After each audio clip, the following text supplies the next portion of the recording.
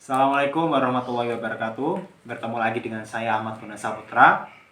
Nah, pada video kita kali ini kita akan bahas ya materi selanjutnya dari ekonomi moneter tentang monetary policy goals atau tujuan dari kebijakan moneter. Nah, kebijakan moneter sendiri kita sebelumnya udah pelajari ya waktu di UTS kemarin. Pengertian dari kebijakan moneter itu kan merupakan kebijakan yang dilakukan atau dibuat oleh bank sentral untuk mencapai dan memelihara stabilitas nilai mata uang dengan cara mengendalikan jumlah uang yang beredar dan menetapkan suku bunga. Itu adalah definisi dari kebijakan moneter. Nah, dari definisi ini kita dapat menyimpulkan bahwa stabilitas nilai mata uang itu dipandang sebagai tujuan utama dari kebijakan moneter itu sendiri.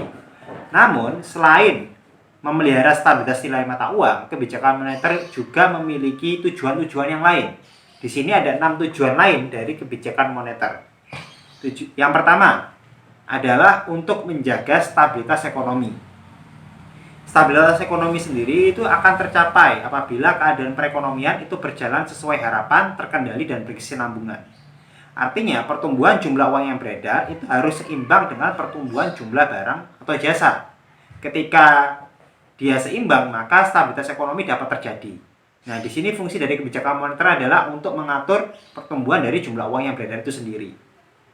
Seperti itu. Kemudian tujuan yang berikutnya adalah untuk menjaga stabilitas harga. Interaksi antara jumlah uang yang beredar dengan jumlah barang dan jasa nantinya akan menghasilkan harga. Fluktuasi harga yang naik dan turun dapat mempengaruhi kegiatan perekonomian masyarakat. Apabila harga cenderung menunjukkan tren meningkat secara terus-menerus, hal ini akan mengakibatkan terjadinya inflasi. Oleh sebab itu, hal ini harus dihindari. Nah, itulah perlunya atau pentingnya kebijakan moneter dalam rangka menjaga stabilitas harga. Kemudian tujuan yang ketiga adalah untuk meningkatkan kesempatan kerja.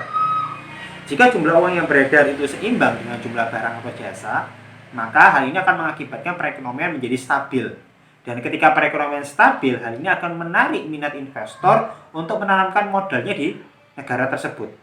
Nah, hal ini akan menciptakan lapangan pekerjaan baru, sehingga kesempatan kerja bagi masyarakat akan semakin meningkat. Kemudian yang keempat adalah menjaga stabilitas pasar keuangan. Jadi krisis pada pasar keuangan itu sendiri dapat menghambat kemampuan pasar keuangan untuk menyalurkan dana dari orang yang kelebihan kepada orang yang kekurangan. Hal ini akan menyebabkan kontraksi tajam pada kegiatan perekonomian. Oleh sebab itu hal ini perlu dihindari. Nah, di sini fungsi dari kebijakan moneter adalah untuk menghindari hal tersebut, sehingga stabilitas pasar keuangan dapat terwujud. Kemudian yang kelima adalah stabilitas suku bunga. Stabilitas suku bunga itu diinginkan karena fluktuasi suku bunga dapat menciptakan ketidakpastian di dalam perekonomian dan menyulitkan untuk perencanaan di masa yang akan datang. Stabilitas pasar keuangan juga didorong oleh stabilitas suku bunga. Jadi kalau suku bunga ini stabil, nantinya akan berimbas juga pada stabilitas pasar keuangan. Nah, karena fluktuasi suku bunga dapat menimbulkan ketidakpastian bagi lembaga keuangan. Jadi kalau suku bunga ini fluktuasinya tidak stabil, hal ini akan mempengaruhi lembaga keuangan itu sendiri. Oleh sebab itu di sini peran kebijakan moneter adalah menjaga bagaimana suku bunga ini agar tetap stabil ya, sehingga stabilitas suku bunga dan stabilitas pasar keuangan dapat tercapai. Seperti itu. Kemudian yang terakhir adalah stabilitas di pasar valuta asing. Kenaikan nilai tukar membuat industri dalam suatu negara menjadi kurang kompetitif dengan luar negeri, dan penurunan nilai tukar dapat menyebabkan inflasi di negara tersebut. Oleh sebab itu, keseimbangan di pasar nilai tukar ini perlu dijaga agar dapat menimbulkan stabilitas di pasar valuta asing. Nah, itu adalah 6 tujuan ya lain dari kebijakan moneter selain menjaga stabilitas nilai mata uang. Kemudian di sini ada konflik di kebijakan moneter. Jadi dalam melaksanakan kebijakan moneter yang benar itu sifatnya penting bagi kesehatan perekonomian suatu negara. Namun terkadang dalam pelaksanaannya terdapat konflik antar tujuan kebijakan moneter. Konflik antar tujuan kebijakan moneter itu terjadi ketika pembuat kebijakan itu memilih atau memprioritaskan antara satu tujuan dibanding dengan tujuan yang lain. Ya, jadi konflik itu terjadi ketika pembuat kebijakan itu memilih untuk memprioritaskan satu tujuan dibanding tujuan yang lain. Contohnya, memilih antara stabilitas harga atau full employment atau pengangguran yang sedikit ya.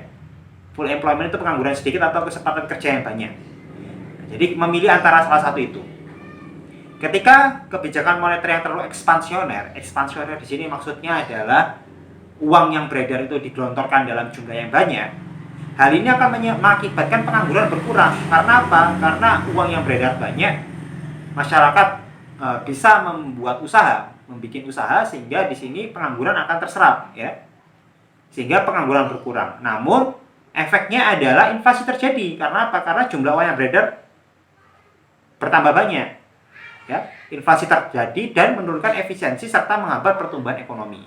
Sebaliknya, ketika ekonomi yang terlalu ketat di sini maksudnya adalah jumlah uang beredarnya ditekan, ya, sehingga jumlah uang yang beredar itu semakin sedikit. Hal ini akan mengakibatkan inflasi dapat ditekan, inflasinya menurun karena jumlah uang yang beredar sedikit ya. Tetapi efek sampingnya adalah hal ini akan menimbulkan resesi yang serius, di mana output menurun dan pengangguran meningkat. Karena orang nggak punya uang untuk bikin usaha dan lain sebagainya, sehingga output menurun dan pengangguran makin lama makin naik. Nah, ini adalah beberapa konflik yang terjadi ya di kebijakan moneter. Nah, di sini pentingnya bagi pemerintah adalah bagaimana menyeimbangkan antara hal-hal ini sehingga konflik yang terjadi di kebijakan moneter tidak akan terjadi. Seperti itu ya. Oke, itu materi kita untuk bab monetary policy goals atau tujuan dari kebijakan moneter. Untuk materi selanjutnya akan kita bahas di video berikutnya.